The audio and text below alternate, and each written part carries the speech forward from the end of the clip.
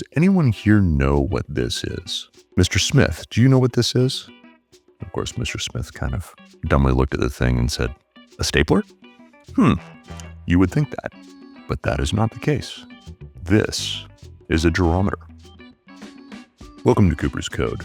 We've got a snack-sized recording for you today, and this is in response to a question that we received from Jason in Sacramento.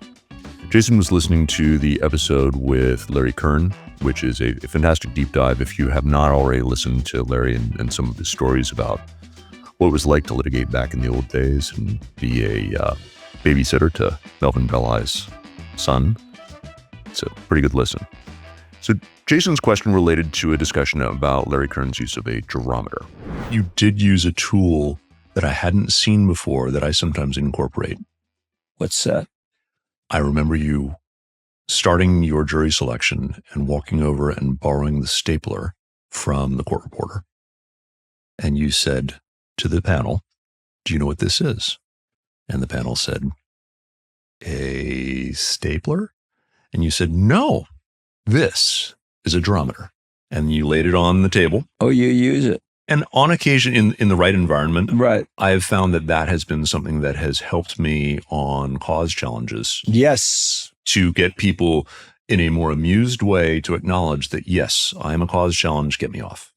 Well, we'd have to go in a long time about using this jurometer or jury meter, but the original, I want to give credit to the original lawyer, is Steve Tigerman. Oh, really? Yeah, I got it from Steve Tigerman. And it's terrific on challenges. I had a good judge up in Stockton who, defending a paraplegic, horrible case, I got 22 challenges for cause in one case. No one's ever done that.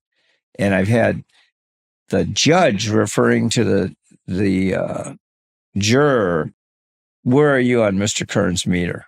That's awesome. Yeah, that is awesome. And he would say, "Is there any way to change your reading on Mr. Kern's meter?" No. Now, when you say you're biased or something, they'll say, "Well, you'll put aside your bias and you'll be fair and impartial." This is the worst garbage you could talk about. But a meter is insensitive. So the meter, they can say, "No, I'm not going to ever change my view on a meter." So, yeah, it's terrific. What Jason explained is that we did not go into detail in terms of how that jurometer worked. And so I'm going to go through it. I will not do it justice. When I first saw Larry do this in the courtroom when he was on the other side, it was really, really effective. And I'll explain it orally. It's also on YouTube because sometimes a visual related to this can be a little bit more helpful. But in essence, the jurometer is a technique to help demonstrate either a bias or a lack of bias when you're working with jurors. So when you're in jury selection, at an appropriate point with the jury, you say to them when you reach over and grab something. In this case, what Larry used was a stapler. So he grabbed a stapler and asked to borrow it from the court reporter. And he held it up and he said, "Does anyone here know what this is? Mr. Smith, do you know what this is?" Of course, Mr. Smith kind of dumbly looked at the thing and said, A stapler? And Larry said, You would think that, but that is not the case. This is a jurometer. When you take this jurometer and you put it, and Larry then laid it down on the table, and he had it, in essence, with the tip of the stapler at zero. So we'll pretend the table is in front of me if you're watching the YouTube. But you have that right in the midpoint. So as I ask you questions, Mr. Smith, this jurometer will tell me, are you leaning ever so slightly in favor of the plaintiff? And he moves it towards the left. Or are you leaning ever so slightly in favor of the defense? And you move it a little bit towards the right.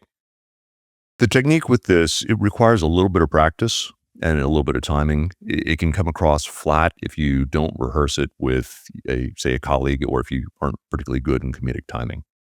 Then as you're going through things, when you're working with a juror, you use the jurometer every so often. You'll refer to it and say, "Well, Ms. Doe, it seems like as I'm speaking with you, you might have some long-held beliefs, some deep feelings about people in the situation, like the plaintiff here. Does that mean that if I'm looking at my jurometer, is it tipping ever so slightly to the left in favor of the plaintiff? And once you start getting a toehold there, you start using the bias technique where you help work with someone to help them get off the case for cause so that you don't have to burn any peremptories. Hope that helps explain the jurometer technique. Some people have asked some questions about how the cause challenge technique is used. I've had the privilege of working with a number of tremendous trial lawyers over the years, and I've seen different people approach it different ways. There are certain words that seem to work best with helping the judge understand that a juror is not the right juror for that particular case. So a lot of judges, they want magic words. They want to hear the juror themselves say, "I cannot be fair," or some variant of that. The challenge is that most people believe in their heart of hearts that they can be fair. So getting jurors to the point where they can say, "I cannot be fair," requires a little bit of an escalation technique. And we have an article on this. We'll link to it in the show notes. The article is called "Entirely Impartial." It's on our website at cooperslaw.com. The technique is an amalgamation of things that I've learned over the years from the late Karen Jo Kunin, from Cynthia McGuinn, from Rich Schoenberger.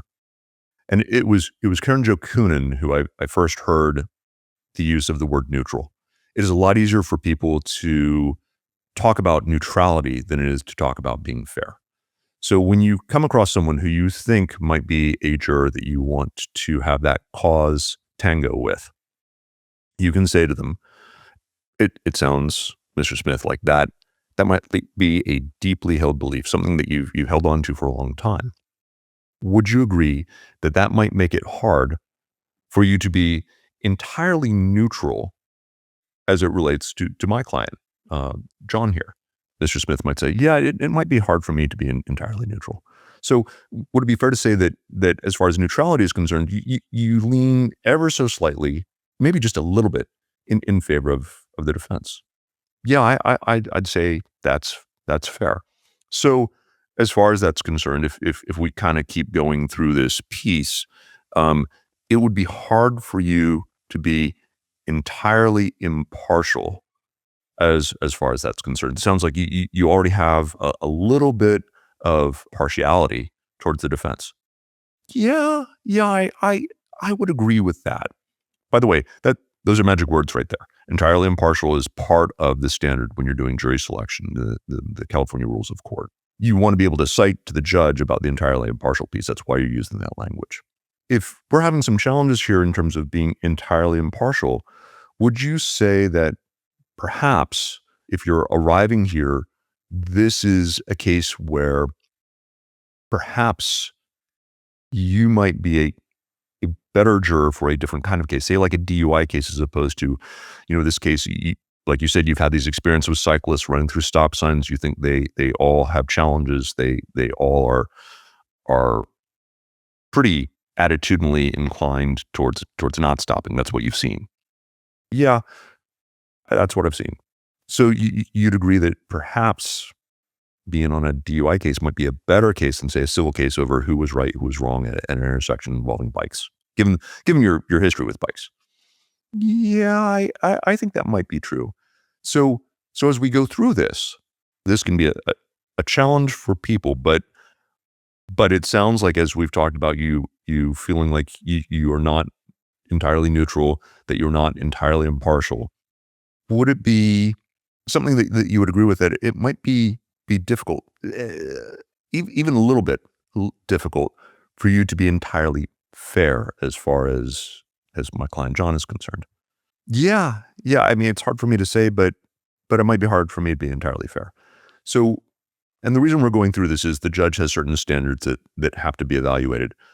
Would you agree that you cannot be fair as far as John is concerned when it relates, because John was on a bike and you've had these experiences with the bikes?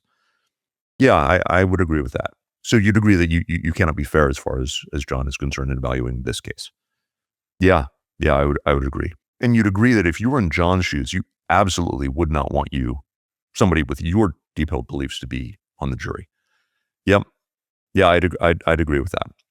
And so would you agree that you should not sit on this jury, you cannot be impartial as far as this is concerned. You've already made up your mind because of your deep-held beliefs related to bicycles that John was in the wrong and the defendant was in the right. Yeah, I'd agree with that. I really appreciate you're being direct, you're being candid. We've asked for brutal honesty and you've delivered it, and I really appreciate that, Mr. Smith. I saw a couple of other nods. Ms. Doe, Mr. Thompson, I saw some nods as you were going along. Let's talk about, either of you have some similar beliefs as far as Mr. Smith is concerned. So what you've done is you've very slowly warmed the water, and you've made it okay for that person to come out and say that they cannot be fair, because that's oftentimes that magic phrase that you want. So once you get to that point, you want to make sure that you have in your pocket the 1899 railway case. I won't have the citation. I'll put it in the show notes. But there's a case that is directly on point that says once a juror has said that they cannot be fair, they cannot be rehabilitated just by the judge saying, if I sit here and order you to be fair, you'll be fair, correct? And I say that because judges seem to think that is an appropriate method for rehabilitation. So you want to make sure that you have that citation and that you can bring that up if the judge indeed attempts to do that. So with that, you should be well on your way towards getting some jurors off for cause, which is the right thing to do with jurors who have biases. So with that, please email us at podcast@coopers.law with questions, comments, feedback, and suggestions for who you would have on the show. Like what you heard? Share us with a colleague and leave us a 5-star review on your podcast platform of choice. To all of you doing justice out there, happy hunting.